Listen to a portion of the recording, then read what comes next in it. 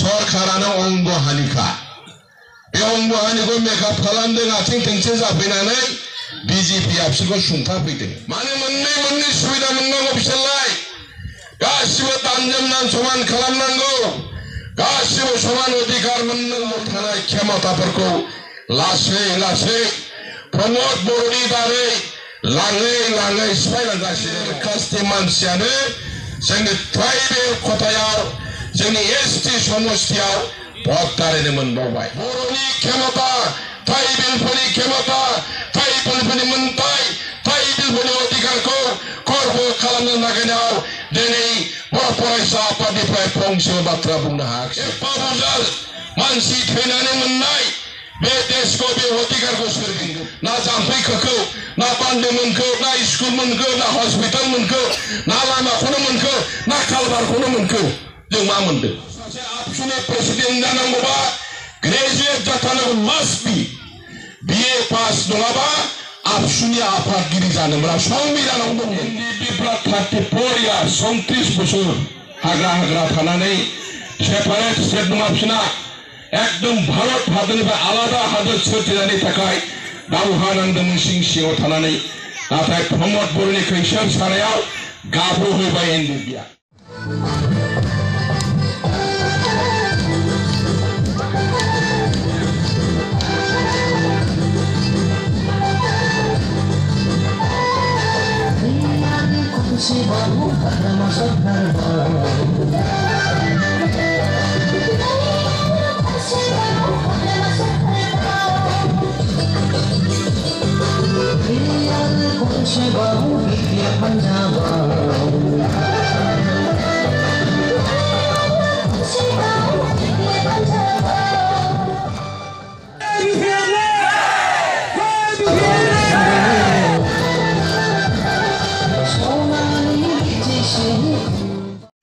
खुंनाय मेलाव मेलखौ दैदेननाय मेलनि दैदेनगिरि बिथां आरो जोंजोंनो फैफानो हानाय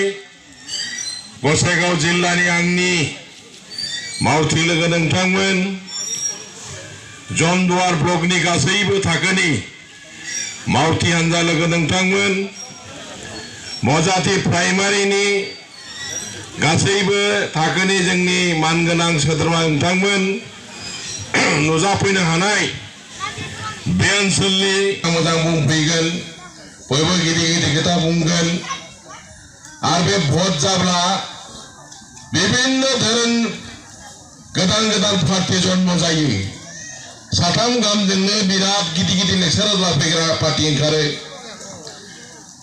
जोंनि जे देग्लाय दंना गैया भटार पार्टी इन्डियाया जय भारत दङ नुफेरा खोनाफेरा भट जाब्ला बिदि गोदान दलनि नाम खोनायो तो जायानो जाया राजनीतिक नालाय बयहाबो अधिकार दं दा दिनैहाय जोंनि रायजो राजाफ्रा बे 5 बोसोर थांनायाव मा उपलब्धि खालामखो जों मा मोननो हाखो जों मा लुबैदोंमोन दिनै बिथांमोना मा मावलांखो बिनि हिसाब निकासनि समाया दा फैबाय प्रत्येक जिनिसानो मोनसे हिसाब निकासनि सम थायो थाखा फैसाबो बोसोराव हिसाब खालामलायो थिक देशखौ सालायनायावबो बिसायख'थि जायोब्ला बे देशखौ सालायबाय थानाय दलआ मा रोखोम हाबा मावखो बिनि हिसाब निकास खालामनायनि समा दा बेखायनो जों बयबो बिजिरनो रोंनांगोन साननो रोंनांगोन जे थांनाय 5 बोसोराव इउपिपिएल सरकारा मा मावलांदोंमोन बेफोरखौ जों गोसोखांनानै दिनैनि दिनाव जों हिसाब निकासखौ खालामनो रोंनांगोन मानो होननानै बुङोब्ला इउपिपिएल दलआ विकलांग सरकार होनदों जोङो विकलांग सरकार अंगहानि सरकार अंगहानि मानो जादों बिटिसिआव सरकार दानोब्ला 21 जन मेम्बार नांगौ किन्तु इउपिपिएलआ 11 जनल 11 जन माने 10 जनानो बाखि दंबावो ओंखायनो जों बुंदों मा इउपिपिएलआ अंगहानि सरकार बाबा आथिं थोंसे गैयै आसे मानसि जानोब्ला आथिं थोंनै नांगौ आखाइ थाइनै नांगौ मेगन थाइनै नांगौ खोमा मोननै नांगौ गन्थं मोनसे नांगौ नाथाय बिसोरनाव मोनसे गैया अंगहानि मानो होनना बुङोब्ला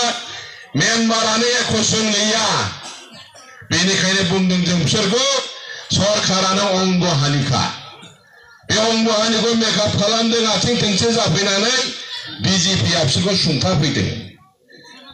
इउपिपिएलनि सुंथाग्रा लावथिया जाहैबाय बिजेपिनि सापर्ट गैयाबा बिसोर जेरावबो थांनो हाया जात जुनि बिसोरो दिनै जोंनि रायजो राजानि गांनाय उखैनाय लुबैनाय गावसोर प्रतिश्रुति होबोनाय गावसोर बिभिन्न धरननि जोंनि सिगाङाव गिदिर गिदिर खोथा बुंबोनाय मोनसेबो बिथांमोना पालन खालामनो हायाखिसै बिकलांग हिसाबै दा बेखायनो रायजो राजाफोर जोंना बाहाय गुबुन गुबुन हारिबो दं होमब्लाबो बाथ्राखौ बुंनांगौ बाध्य जायो दिनैहाय जोंनि बर' मानसिफ्रा माखासे बिजेपि मुखि जानानै दं बे बिजेपिआ दिनैहाय आसाम सरकारनि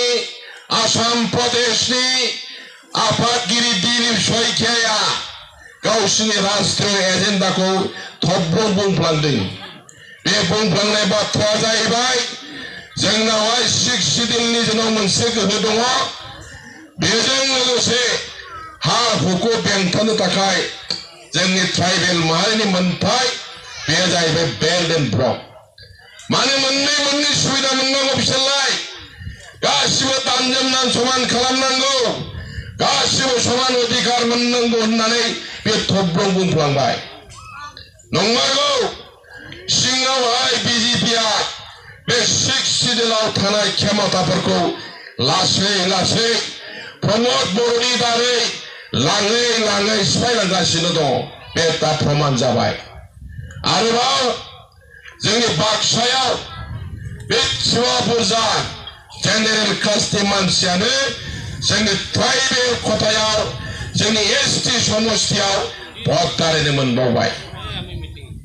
जोंनि भारतनि संविधान मुताबिक कोनो एसटी समष्टियाव कोनो जेनेरेल मानसिया भट दारायनो मोनामोन नुफेरा खोनाफेरा देग्लाय जोंनि एसटी समष्टियाव 2 नम्बरनि सार्टिफिकेट लानानै बे सिमा बुरजा जेनेरेल कास्टनिफ्राय भट दारायबाय बेखौ लानानै जोंनि ट्राइबेल सुरक्षा मन्चनि आफादगिरि वर्किं प्रेसिडेन्ट दाउराव देख्रेम नार्जारी मोनहा रिटार्निं अफिसार डीसी एकदम गोजौ लेभेल इलेक्शन कमिशनार जेरावबो कमप्लेन होबाय नाथाय खामानि होआखिसै दिनै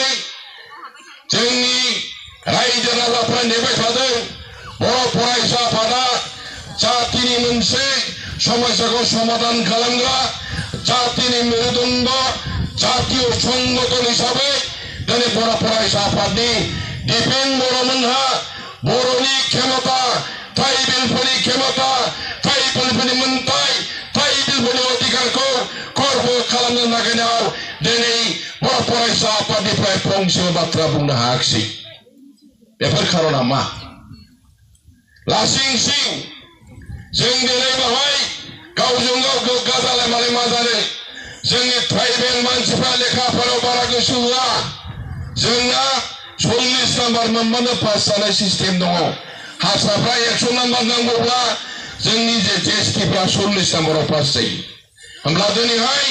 बेबादि फेसिलिटिखौ दाननानै होजोबा जोंबो बै जेनेरेल कास्टजों 100 नम्बर मोनाबा साख्रिखौ मोननाय नंला बेबादि जायोबा मा जागोन जोंनि अबस्थाया बेफोरखौ नुखा खोनाखा नुहुरजोबखानानैबाबो बिसोर दा राजनितिक भाबै इनभल्भ जानानै इउपिपिएलनि डाइरेक्ट बिसोरो समर्थनकारि जानायखाय बिसोर इउपिपिएलआ बिजेपिनि बिरुद्धे जेबो बुंनायनि बिसोरहा अधिकारानो गैयै बायदि जानानै थाबाय होमब्ला जों सोरखौ नेबावनो जाल्लाया फैगासिनो दं आरो जुदि बेंगल जालाखात बिलाखात थाखा थाइफा थाइनैनि थाखाय जोंनि मुस्लिम मुलथासिनो बर' मानसिफ्रा गावस्राजोबनानै हरै 2000 मोननायजों थांबाय माखासे ओरै 3000 मोननायजों थांबाय माखासे हरै 500 मोननायजों थांबाय माखासे होमबा जोंनि देशखौ सोर बेंगोन जोंनि देशखौलाय एफा बुरजा मानसि थैनानै मोननाय बे देशखौ बे अधिकारखौ सोर बेंगोन जोंनि गोहोआ बिदि फ्ले फ्ले फ्ले गुमरा जानानै जेरैबायदि जोबोब्ला गथाया जागोन नामा होमब्ला जोंखौ सोर बेंगोन जोंनि अधिकारखौ सोर होगोन बेफोरनो जाबाय बिराद सिन्ता खालामनांगौ बाथ्रा आरो दिनैहाय जोंनि गोरिब गुन्द्रा मानसिफ्रा खामानि मावनानै थाइफा थाइनै खामायनायनि जेबो बेबस्था गैया मोनसे समाव जब कार्डनि दारै जोंनि मानसिफ्रा गामियाव फैसा थाइफा थाइनै राननानै मोनजायोमोन बान्दो जाम्फै दालां मावनानै दिनैहाय इउपिपिएलनि दैदेननाय सरकारा जोंनि रायजो राजानि थाखाय जब कार्डनि फैसाखौबो लाबोना होफैनो हायाखिसै ना जाम्फै खोखौ ना बान्दो मोनखो ना स्कुल मोनखो ना हस्पिटाल मोनखो ना लामाखौनो मोनखो ना कालभारखौनो मोनखो जों मा मोनदों जोंखौ 10 बोसोर गाख्लायनानै दोनबाय इउपिपिएल सरकारा मानो होनना बुङोब्ला बिसोरो बिराद बुरजा थाखा लानानै जोंनि बिटिसिनि माखासे जिनिसखौ फानखाजोब्बाय दिनैहाय आदानि आम्बानि हरै फट बजराव पेट्रल लुनानै सलायजों सावनानै थैनोसैमोन सासे बेदा 3600 बिगाखौ इलेक्ट्रिसिटि बानायनो थाखाय हाखौनो बिसोर फानखाबाय हाया फानखाबाय फैसा लाखाजोब्बाय लासिं सिं जाबाय जोंनि गेजेराव आरो प्रमद बर'खौ बयबो लेखा गोरों सानो आबसुआव दिनैनि आबसु गोदोनि आबसु डिफारेन्स दङ जोंनि दिनाव सासे आबसुनि प्रेसिडेन्ट जानांगौबा ग्रेजुवेट जाथारनांगौ मास्ट बि बिए पास नङाबा आबसुनि आफादगिरि जानोब्ला संबिधानाव दंमोन दिनै प्रमद बर'आ थगायनानै बिएससि पास जानानै थगायनानै बियो आबसुनि प्रेसिडेन्ट जाफैदों दाख्लै प्रमाण मोनबावबाय भट दारेब्ला नोंनि क्वालिफिकेसनखौ होफानांगौ नोंनि लेखाफोर डिग्री बेसे बुरजा दाख्लै नुबाय तामुलपुर हायार सेकेन्डारिनिफ्राय मात्र हायार सेकेन्डारि पासल' मात्र हायार सेकेन्डारि पासल' बियो ओरैबायदि थगायनानै 10 बोसोर आबसुनि प्रेसिडेन्ट जानानै जाबोबाय लासिं सिं जाबाय मारै लाजिया जानो बावहाय दुरान काप जानायाव सासे आर्मि अफिसारखौ आलासि बरायनानै माला सोनो थिनदोंमोन इंराजिखौ बुजियाखिसै बियो गावसो थ्रोब आर'नाइखौ I would like to request Mr. Pramod Boro to please set Mr. Ongok होनना होनबाय इंराजिनि बुंनो हाबाय एंखरा प्रमद बर'आ माफ्राखौ लानानै खननानै गावसो थ्रोब गाननानै थाबाय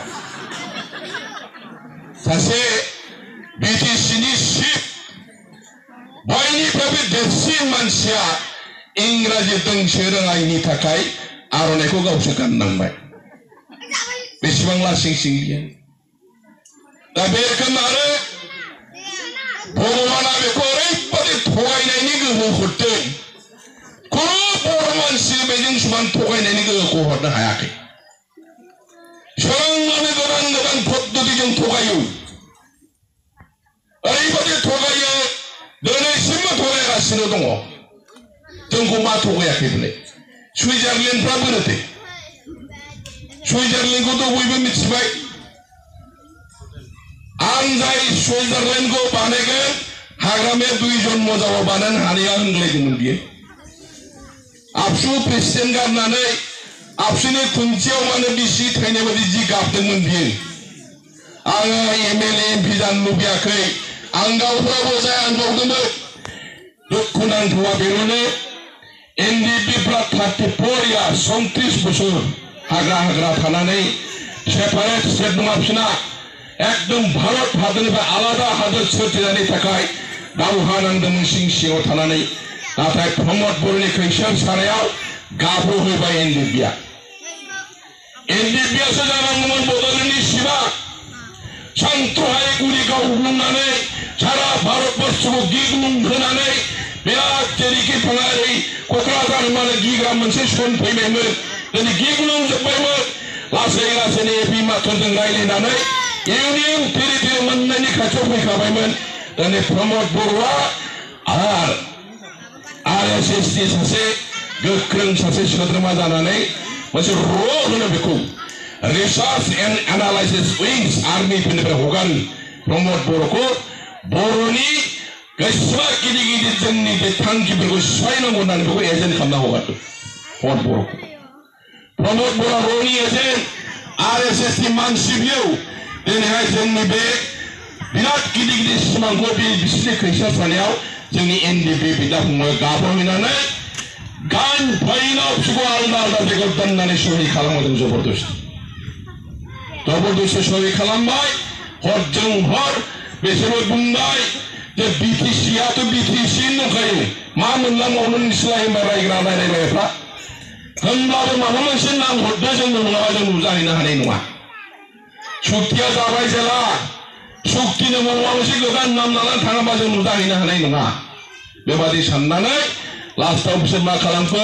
BTR नाम लानानै फैबाय दा नायदो बे BTR नि इलेक्सन ना BTC नि इलेक्सन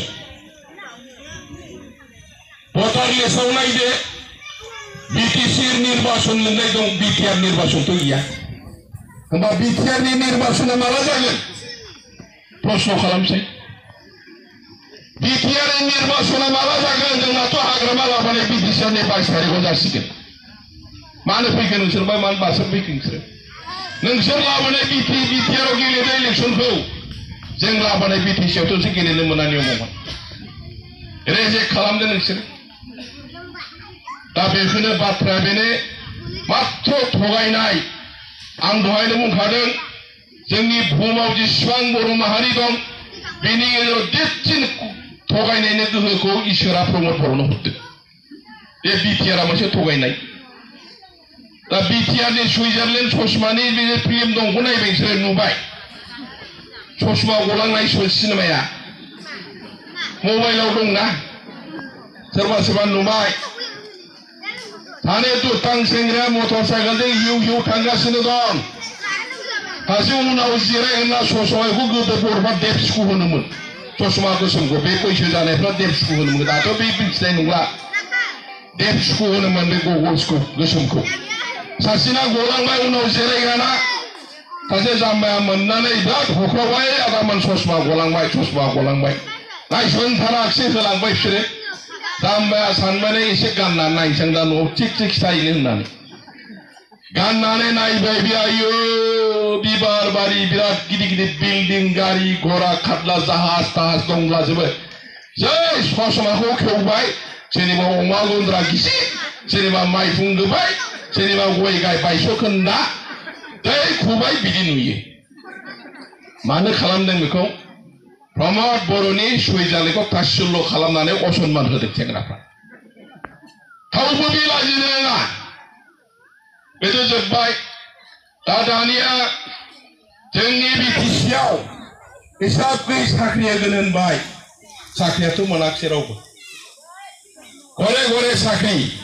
न'खर न'खर साख्रि होनो होनबाय साख्रिया साबसे मोनखो दाख्लि फेरेंगिया फरेस्टआव साख्रि होबाय जोंनि NDP बिदा फंबायफ्रा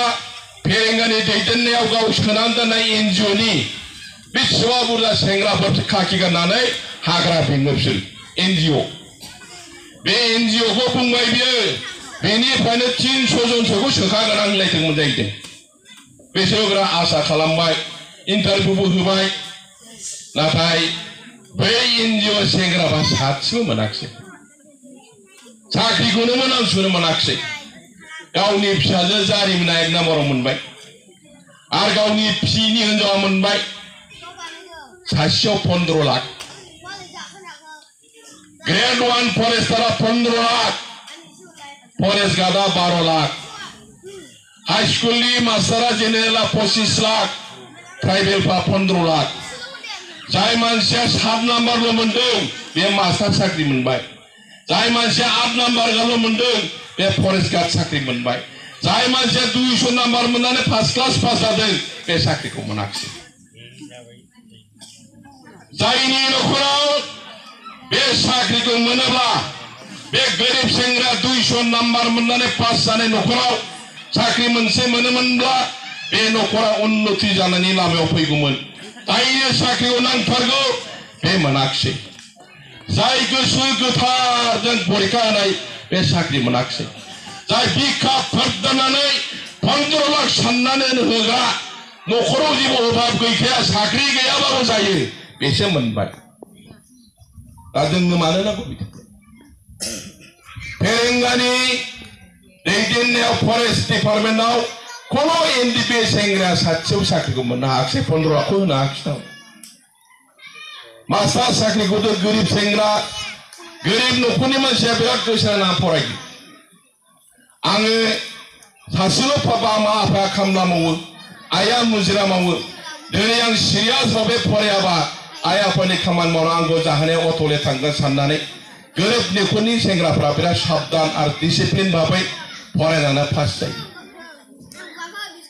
धोनि नखरनि मानसिया लाभलिंआ बेरायनानै टाइम खाटायो बेहा टाइम खाटायनांगौ समाय गैया दिनै बेबा सिरियास फरायनानै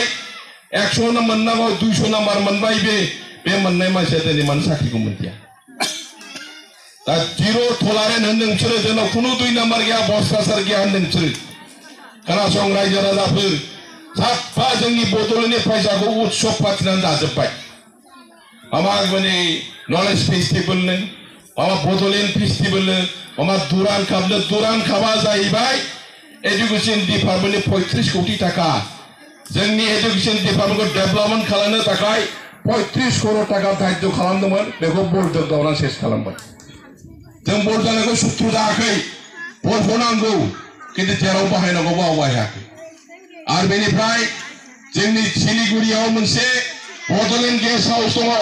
बे गेस्ट हाउसनि दामा मात्र 3 कोटी बेलान्सफोरमोन नुनाय न'नि दामा मात्र 3 कोटील' खरसा जादों सम्बलपुरा थाव सुनै फुनबाय 12 कोटीनि सुनै रं फुननाया बेना 12 कोटी न'खौ लुथारनायानो 3 कोटील' दा बांलायाव बुंदों बेखौनो जेराव बुङो कल्यातिकी गुटी बर' माने खांख्रिखला माने बेगरासो जुदि माखौ जानो मोदोमानो गैया बेबादि जाहैबाय